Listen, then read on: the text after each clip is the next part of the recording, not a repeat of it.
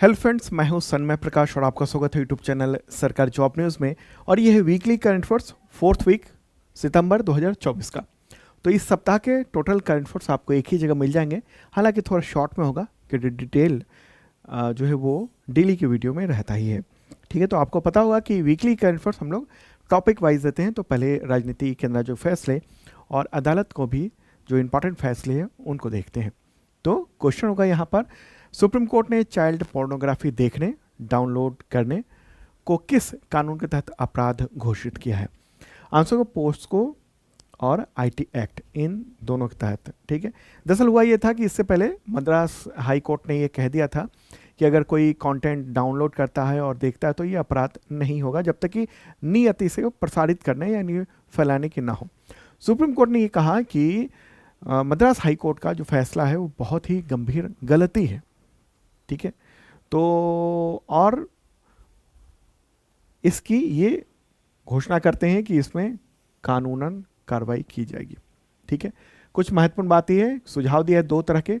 एक सुझाव दिया है कि पोस्को एक्ट में बदलाव करें और इसका पोर्नोग्राफी शब्द जो है ना उसकी जगह child sexually abuse and exploitative material, इसका इस्तेमाल किया जाएगा और इसके लिए अध्यादेश लाया जाए, ऐसा निर्देश है। संसद को सुझाव दिया गया है, कहिए इसको। निर्देश संसद को तो नहीं दे सकते, सुझाव दे सकते। बेंच ने कहा है कि हमने ये फैसला बच्चों के उत्पीड़न दुर्व्यवहार की घटनाओं के आधार पर दिया है। ऐसे मामले की शिकायत करने पर समाज में कितनी भूमिका है, इस पर भी ध्यान रखा जाएगा। ठीक है, तो ये एक इम्पॉर्टेंट बात है, child sexually abusive and exploitative material, इसको जो माना जाएगा मतलब कि बच्चों के यौन मटेरियल को बनाना, शूट करना या शेयर करना, ये सब जो है ना वो मान लिया जाएगा वही चीज़ें।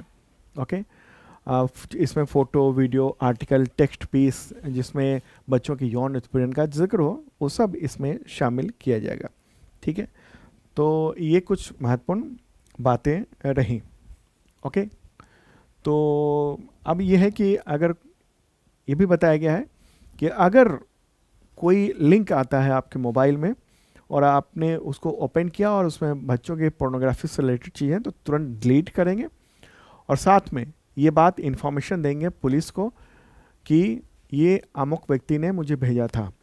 ठीक है, और अगर आपने सूचना नहीं दी तो आप पर भी कार्रवाई की जाएगी। चाइल्ड पोर्नोग्राफी आप डाउनलोड नहीं कर सकते हैं, अगर गलती से डाउनलोड हो गया मोबाइल में तुरंत डिलीट करना होगा। अगर कोई वेबसाइट देख रहे हैं वहाँ तो इस सब की इन्फॉर्मेशन देनी पड़ेगी।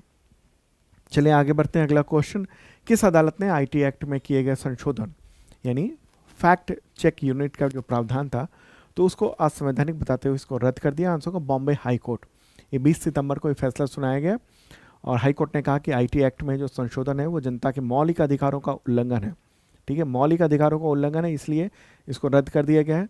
दरअसल केंद्र सरकार ने 20 मार्च को आईटी एक्ट के नियमों में बदलाव किया था और इसके बाद क्या था, सरकार को ये अधिकार मिल रहा था वो एक फैक्ट चेक यूनिट बना ले और उसके ज़रिए ऑनलाइन प्लेटफॉर्म और इसके अलावा सोशल मीडिया जो भी है उस पर कोई भी खबर को झूठा बता सकती है या फर्जी बता सकती है, पहचान कर सकती है और डिलीट करने को कह सकती है।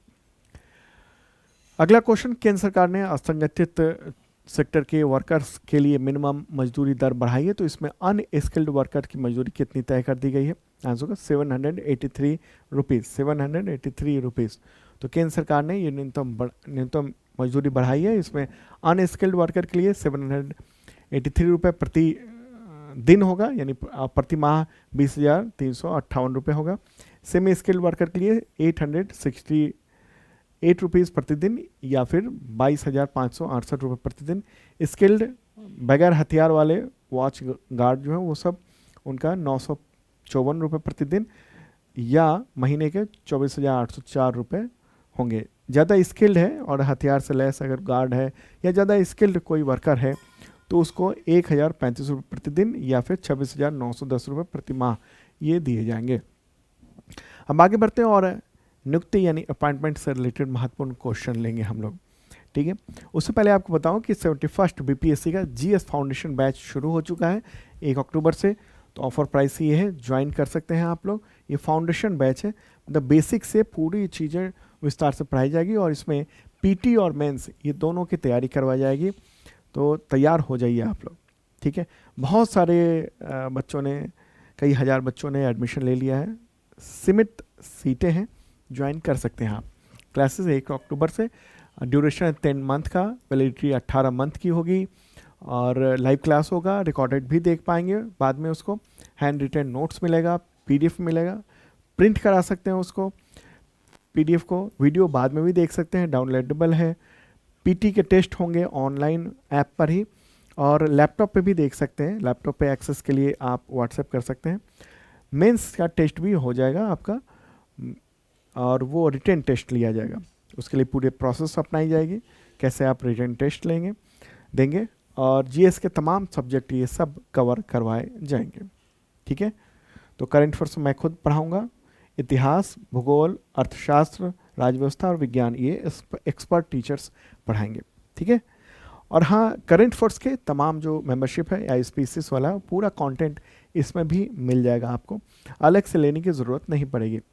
और जो लोग ने केवल करंट अफेयर्स की तैयारी करना चाहते हैं, तो उसके लिए बताऊं कि 2 तरह के मेंबरशिप प्लान है। एक आईएसपीसीएस मेंबरशिप प्लान है, जो तमाम सिविल सर्विस एग्जाम के पॉइंट ऑफ व्यू से तैयार किया गया है, और दूसरा है बेसिक मेंबरशिप, जिसमें railway, police, teacher, SSC, state SSC, इन सब के एग्जामिनेशन के लिए करंट अफेयर्स हैं उसके लेवल के, ठीक है। तो ज्वाइन कर सकते हैं, 1 साल का मेंबरशिप प्लान है, इसके ज़रिए पीडीएफ मिलता है वीकली, मंथली, क्वार्टरली, ईयरली, उसमें वीडियो के लिंक भी होते हैं।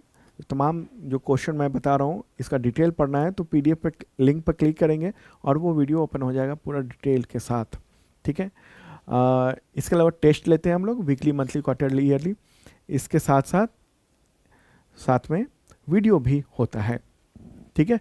तो अब अपॉइंटमेंट से रिलेटेड क्वेश्चन, और हाँ, ये सब जो कोर्स है ये शार्प लर्निंग नाम का ऐप है, वहाँ पर आपको मिल जाएगा शार्प लर्निंग। इस वीडियो डिस्क्रिप्शन में ऐप का लिंक है, या फिर गूगल प्ले पे से आप डाउनलोड कर सकते हैं, शार्प लर्निंग सर्च करिएगा, या फिर सन्मय प्रकाश सर्च कर लीजिएगा, आपको मिल जाएगा। तो निकते इससे रिलेटेड क्वेश्चन, मिजोरम के राज्यपाल का अतिरिक्त प्रभार किसे मिला है? आंसर होगा इंद्रसेना रेड्डी नल्लू। क्या नाम है? इंद्रसेना रेड्डी नल्लू। त्रिपुरा के राज्यपाल जो हैं वो हैं इंद्रसेना रेड्डी नल्लू, तो उन्हीं को एडिशनल चार्ज दिया गया है मिजोरम का। मिजोरम के जो राज्यपाल हैं वो हरिबाबू कंभपति हैं, तो वो अनुपस्थित चल रहे हैं, तबीयत खराब है उनकी, स्वास्थ्य समस्याओं की वजह से वो छुट्टी पर हैं, इसलिए प्रभारी यानी अतिरिक्त प्रभार ये दिया गया है इंद्रसेना रेड्डी नल्लू को, ठीक है। मिजोरम की राजधानी क्या है? आइजॉल है। एक बार मैप में देख लेते हैं मिजोरम का है, प्यारा भारत रहा, और जो मिजोरम है वो आप यहाँ पर देख रहे हैं, ठीक है, मिजोरम, यहीं के गवर्नर। अब डिफेंस से रिलेटेड महत्वपूर्ण क्वेश्चन लेंगे। क्वेश्चन होगा, केंद्र सरकार ने इंडियन एयरफोर्स का नया चीफ किसे नियुक्त कर दिया है? आंसर होगा अमरप्रीत सिंह, यानी अब कहेंगे हम air chief marshal AP Singh, ठीक है। ये रहा फोटोग्राफ इनका, तो 30 सितंबर को इन्होंने ज्वाइन कर लिया है, तो ओके। और इससे पहले कौन थे चीफ? तो VR चौधरी थे, तो अब ये आगे हैं अमरप्रीत सिंह, यानी AP सिंह भी कह सकते हैं आप। अवार्ड से रिलेटेड महत्वपूर्ण क्वेश्चन, किस एक्टर को दादा साहब फाल्के अवार्ड वर्ष 2022 के लिए चुना गया है? 2024 में ये ऐलान किया गया है। आंसर होगा मिथुन चक्रवर्ती, ओके, मिथुन चक्रवर्ती, मिथुन दा कहेंगे। तो दादा साहब फाल्के अवार्ड जो है वो इस साल इनको दिया जाएगा, 2022 के लिए होगा। 8 अक्टूबर को जो 70वीं नेशनल फिल्म अवार्ड सेरेमनी होगी, उस दौरान राष्ट्रपति द्रौपदी मुर्मू ये अवार्ड इनको देंगी, ठीक है। और शानदार इनका करियर रहा है मिथुन चक्रवर्ती का। इनका जन्म हुआ था 1950 में 16 जून को कोलकाता में। असली नाम इनका गौरांग चक्रवर्ती है। 4 दशकों तक छाए रहे फिल्मी दुनिया में, और अलग अलग भाषाओं में इन्होंने काम किया था, बंगाली, हिंदी, तमिल, तेलुगु, कन्नड़, उड़िया, भोजपुरी, 350 से ज़्यादा फिल्मों में काम कर चुके थे। इनकी पहली फिल्म थी मृगया, ठीक है। और ये जो आप डांस देख रहे हैं ये है फिल्म डिस्को डांसर के, I am a disco dancer, ठीक है। तो ये, और हाँ, अभी तक जितने लोगों को मिल चुका है ना दादा साहब फाल्के अवार्ड, तो ये पूरी लिस्ट भी मैंने दे दी है। अभी 2024 में जो मिलेगा 2022 के लिए मिथुन चक्रवर्ती को, उससे पहले मिला था वहीदा रहमान को, उससे पहले आशा पारेख को, उससे पहले रजनीकांत, अमिताभ बच्चन, विनोद खन्ना, इन सबको मिल चुका है, ओके। तो ये पूरी लिस्ट है, PDF में भी मैंने दे दिया है। पहली बार मिला था किसे? देविका रानी को। ये सवाल अक्सर आता है।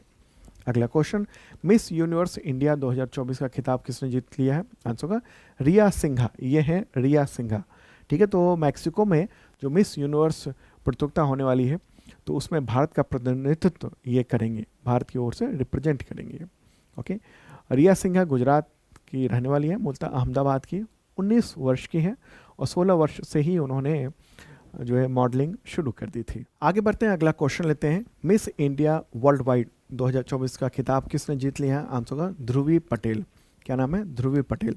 हालांकि ये बहुत ज़्यादा मायने नहीं रखता क्योंकि अमेरिका में जो रहने वाले युवतियां हैं जो भारत से जुड़ी हुई हैं उनके लिए ये कॉन्टेस्ट आयोजित किया जाता है, ये सौंदर्य प्रतियोगिता आयोजित की जाती है। ठीक है, भारत से सीधा कोई लगाव नहीं है, क्योंकि भारत के लोग हैं वहाँ तो उनके बीच में ये ब्यूटी कॉन्टेस्ट होता है। ठीक है, लेकिन इससे पहले वाला जो क्वेश्चन था मिस यूनिवर्स इंडिया वाला, ये आप याद रखिएगा, ये सवाल आ सकता है। तो नेक्स्ट क्वेश्चन लेते हैं। ऑस्कर अवार्ड 2025 के लिए किस फिल्म को भारत की ओर से फॉरेन फिल्म कैटेगरी में ऑफिशियल एंट्री मिली है? आंसर होगा लापता लेडीज़। ठीक है, लापता लेडीज़। तो ये 97th ये ऑस्कर अवार्ड सेरेमनी होना है 2025 का, और तो उसके लिए ये घोषणा की गई है भारत की ओर से। भारत की ओर से किसने घोषणा की? तो फिल्म फेडरेशन ऑफ इंडिया यानी FFI ने ये घोषणा की है 23 सितंबर को। ये फिल्म आमिर खान प्रोडक्शन के द्वारा बनाई गई थी और इसके डायरेक्टर किरण राव है। फिल्म में शानदार एक्टिंग की है रवि किशन, स्पर्श श्रीवास्तव, प्रतिभा रांता और नितांशी गोयल ने मुख्य भूमिका निभाई थी। अगला क्वेश्चन, लापता लेडीज़ के बाद किस हिंदी फिल्म को ऑस्कर 2025 में ऑफिशियल एंट्री मिली है? आंसर होगा संतोष। ठीक है, क्या है? संतोष। ये यूनाइटेड किंगडम की ओर से मिला है इसको एंट्री। भारत की ओर से तो लापता लेडीज़ को भेजा गया था, वहाँ संतोष जो है वो वहाँ से यूनाइटेड किंगडम से ऑफिशियल एंट्री मिल गई। तो यूनाइटेड किंगडम का जो बाफ्टा है ना, British academy of film and television arts, तो उसने इस फिल्म को चुना है और यही यूनाइटेड किंगडम के लिए एंट्री तय करती है। क्यों चुना गया है? क्योंकि इसके जो प्रोड्यूसर हैं वो ब्रिटिशर्स हैं, यूनाइटेड किंगडम के रहने वाले हैं। उनका नाम है माइक गुडरिज और जेम्स बॉशर। ठीक है, हालांकि फिल्म का डायरेक्शन इंडियन यानी भारतीय संध्या सूरी ने किया है। अगला क्वेश्चन, किस एक्टर के नाम को सितंबर 2024 में गिनीज वर्ल्ड रिकॉर्ड में दर्ज किया गया है? आंसर होगा चिरंजीवी। उनको ये जो सम्मान मिला है ना, वो 45 साल के करियर में 156 फिल्मों के 537 गानों में 24,000 डांस मूव्स करने के लिए दिया गया है। ठीक है, चिरंजीवी। आगे बढ़ते हैं, निधन से रिलेटेड महत्वपूर्ण क्वेश्चन लेते हैं। पूर्व IPS अधिकारी KKN दारूवाला का निधन हो गया 26 सितंबर 2024 को। तो किस वजह से प्रसिद्ध थे? आंसर होगा अंग्रेजी कवि के तौर पर वो प्रसिद्ध थे। वो IPS अधिकारी थे, 1958 में ज्वाइन किया था IPS, Indian civil service, IPS बने थे, यूपी कैडर के थे और रिसर्च एंड एनालिसिस विंग यानी RNAW रॉ भी कहते हैं जिसको, उसमें शामिल हो गए थे और वहाँ के सेक्रेटरी पद तक गए थे। बाद में फिर साहित्य में उनकी रुचि बहुत रही और कई सारी पुस्तकें उन्होंने लिखी। 1984 में साहित्य अकादमी पुरस्कार भी इनको मिल चुका है।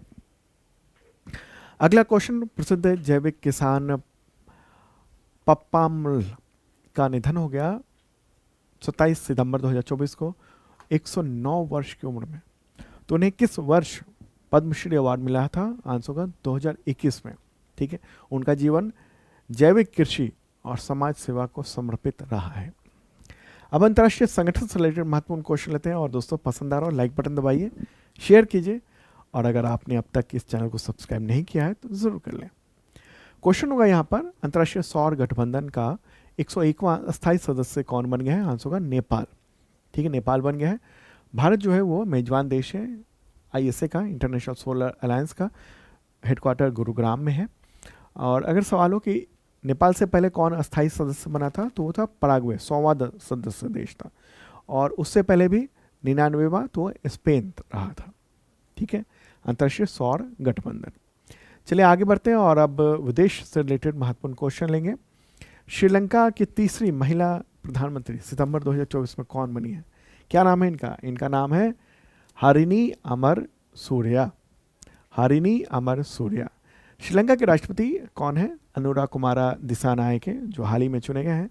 तो उन्होंने 24 सितंबर को हरिनी अमरसूरिया को नया प्राइम मिनिस्टर नियुक्त कर दिया और वहाँ पर नवंबर में संसदीय चुनाव भी होने हैं। तो तब तक के लिए अंतरिम सरकार के तौर पर ये हिरनी अमरसूरिया वो नेतृत्व करेंगे सरकार का, यानी प्राइम मिनिस्टर के तौर पर। ठीक है, मैंने पहले ही बताया आपको, इससे पहले की वीडियो में बताया था कि वहाँ राष्ट्रपति ही प्रमुख होते हैं, उनके निर्देशों पर प्रधानमंत्री और उनकी जो कैबिनेट है वो काम करती है। ठीक है, तो वहाँ ये तीसरी महिला प्राइम मिनिस्टर हो गई है। पहली महिला प्राइम मिनिस्टर श्री मावो भंडारनायके, दूसरी महिला प्राइम मिनिस्टर भंडारनायके कुमारतुंगा, इनकी बेटी, और तीसरी महिला प्राइम मिनिस्टर हरिनी अमरसूरिया। ये अलग है, इनसे रिश्ता नहीं है इनका। ठीक है, और ये वामपंथी विचारधारा की हैं। ठीक है, एक और मैप में देख लेते हैं। ये रहा श्रीलंका और ये हरिनी है, ये अमरसूरिया, हरिनी अमरसूरिया। भारत से लगाव है इनका। 1991 से 1994 तक दिल्ली यूनिवर्सिटी के हिंदू कॉलेज से इन्होंने सोशियोलॉजी यानी समाज शास्त्र में ग्रेजुएशन की डिग्री ली थी। आगे बढ़ते हैं, अगला क्वेश्चन। लेबनानी संगठन हिजबुल्लाह के तत्कालीन प्रमुख का नाम बताएं जिसे इजराइल की सेना ने एयर स्ट्राइक करके मार डाला। 80 टन का बम गिरा है, कई सारे बम। आंसर का हसन नसरल्लाह। क्या नाम है? Hassan Nasrallah. तो 27 सितंबर को इजराइल ने लेबनान की राजधानी बेरूत पर, वहाँ जो हिजबुल्लाह का हेडक्वार्टर था, वहाँ पर दे बम मारा कि 50 फीट नीचे बैठा हुआ वहाँ पर ये हिजबुल्लाह का कमांडर हसन नसरुल्लाह, इसको मार दिया गया। ठीक है, और इसकी वजह से जो पश्चिम एशिया है वहाँ काफ़ी तनाव बढ़ा हुआ है। ये प्यारा भारत रहा अपना, ये पश्चिम एशिया है, और यहाँ पर अब मतलब ये तो इजराइल ने पहले तो हमास को ख़त्म किया, हमास के चीफ इस्माइल हानिया को। उसके बाद लेबनान में जो हिजबुल्लाह का चीफ है उसको ख़त्म किया, और अब सीधे सीधे उसने वहाँ के प्राइम मिनिस्टर ने, इजराइल के प्राइम मिनिस्टर बेंजामिन नेतन्याहू ने ईरान के लोगों से को संदेश दिया, कहा कि ईरान को हम आज़ाद कराएंगे, मतलब वहाँ की जो सत्ता है, वहाँ की सरकार है, उसके खिलाफ। और ये पूरा बहुत भयानक तनाव की स्थिति यहाँ पर चल रही है। रूस के राष्ट्रपति व्लादिमीर पुतिन ने अपने प्राइम मिनिस्टर को यहाँ भेजा है यहाँ की स्थिति को लेकर। ठीक है, आगे क्या होगा देखते हैं।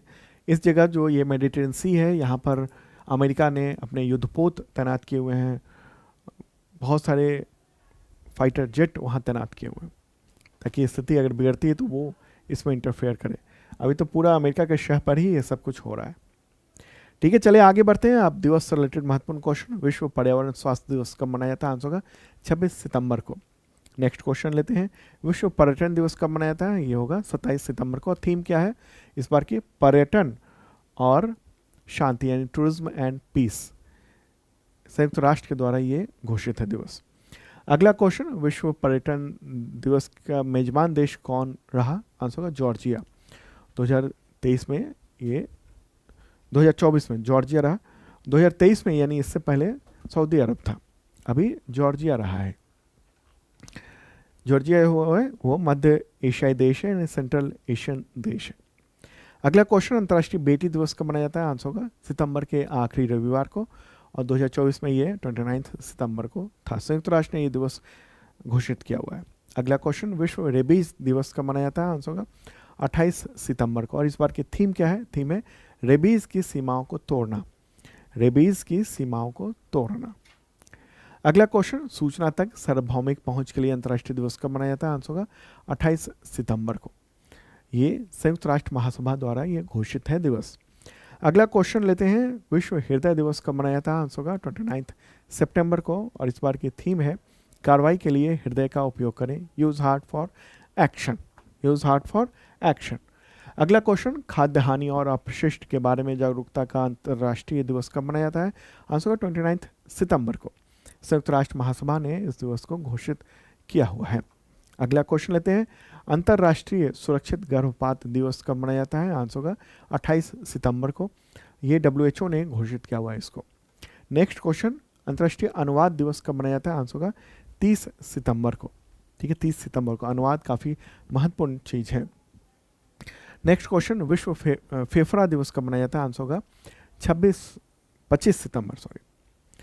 विश्व फेफड़ा दिवस 25 सितंबर को मनाया जाता है और इस बार की थीम क्या है? सभी के लिए स्वच्छ वायु और स्वच्छ फेफड़े, clean air and healthy lungs for all. अगला क्वेश्चन, विश्व गर्भ निरोध दिवस कब मनाया जाता है? आंसर होगा 26 सितंबर को। ठीक है, तो ये था 4th वीक सितंबर का करंट अफेयर्स। मंथली भी जल्दी ही आपको मिल जाएगा।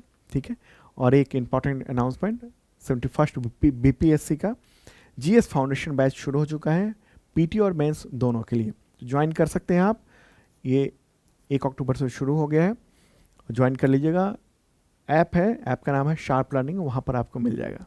ठीक है, तो ये इसकी काफ़ी इंपॉर्टेंट चीज़ है, जाके आप ऐप में देखिए, कोर्स में जाकर वहाँ कुछ डेमो क्लासेस भी रखी हुई हैं। और जो लोग करंट अफेयर्स की तैयारी सिर्फ करना चाहते हैं तो वो ये मेंबरशिप प्लान देख सकते हैं। ओके, चलिए मिलते हैं नेक्स्ट वीडियो में, बाय।